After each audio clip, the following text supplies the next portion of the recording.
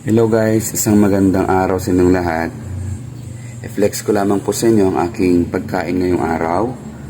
As you can see dito sa plate ko, ito po ay tortang talong na may fresh alamang. Kasama yan sa naitorta natin. Ayan guys. Marami yan. Tapos meron tayong prito o piniritong tilapia. Ayan po.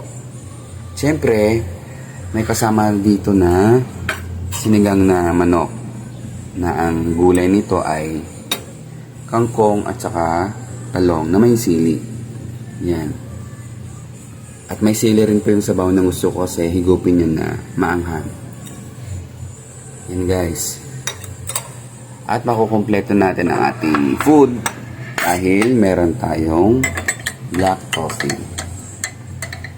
Ang black coffee natin, ang pantimpla niyan o pampatamis nito ay stevia. Yan guys, ang pagkain natin ngayong araw. Samahan niyo po ako sa aking pagkain. Thank you for watching. Mabiyayang buhay.